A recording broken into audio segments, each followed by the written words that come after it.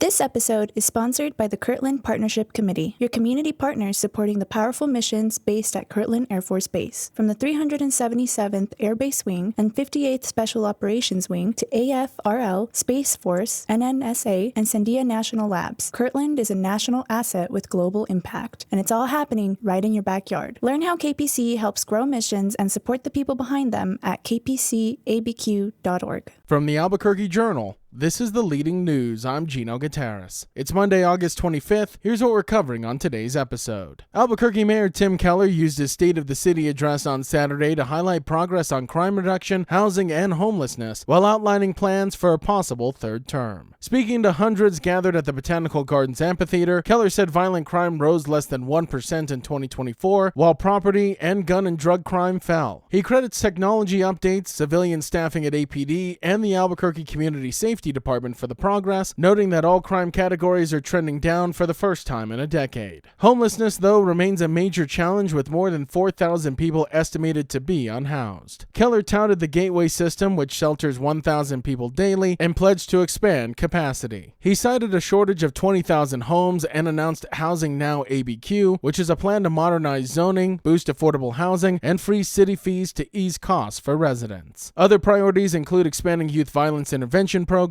strengthening community engagement, and positioning Albuquerque as a hub for quantum computing, which Keller said could spark economic growth and innovation. He urged residents to stay the course, saying signs of, quote, resurgence are emerging. Central New Mexico Community College is marking its 60th anniversary with the opening of a $59 million state-of-the-art trade school designed to train students for high-demand careers in welding, carpentry, plumbing, construction, and electrical work. The new 60,000-square-foot complex features 5 buildings with open layouts, color-coded exposed systems, and abundant natural light, is described as a, quote, living system to enhance hands-on learning. The facility includes the largest welding lab in the Southwest, with 64 stations, and is expected to serve more than 1,000 students when classes start in September. Plans began before the pandemic, and costs rose about $670 per square foot due to rising material costs. The investment reflects growing interest in skilled trades over 4-year degrees, aligning with CNM's roots as a technical vocational institute founded in 1965 to provide workforce training. President Tracy Hartzler said the college remains committed to, quote, clear and relevant education that supports the local labor needs.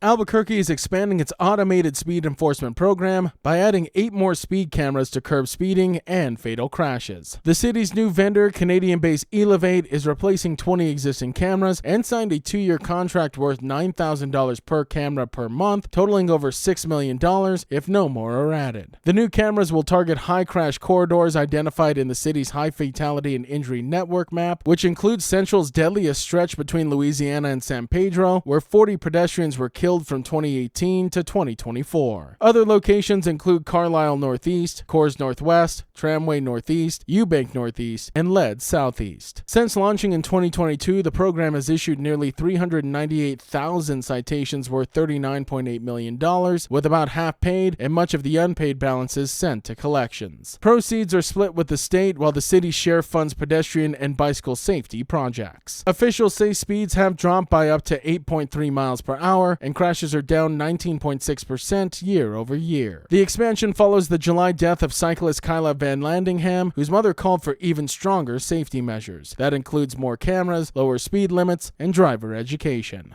Lovington's Autism Center for Education and Services has grown from a small autism resource team in 2010 to a nationally recognized model for autism education, now serving 68 students with a staff of 34 in the southeast New Mexico town. This year, the program earned the National School Boards Association's Magna Award for Innovation in Addressing Educational Challenges. Housed in a repurposed vocational building with sensory spaces, skill-building areas, and specialized communication technology, the program focuses on individualized plans, early intervention, and family engagement. The program integrates students into traditional classrooms at their own pace while offering counseling, adaptive physical education, and vocational training. Alumni have gone on to college, jobs, and even tutoring at the program. Special education teacher Cheryl Amundsen and Superintendent Pamela Quinones credit the center's success due to a passionate staff and strong community support. With autism diagnoses rising nationwide, Lovington's Autism Center for Education and Services is expanding expanding early intervention efforts, parent training, and assistive communication technology to meet the growing need. This is earning the trust from families and also inspiring other districts.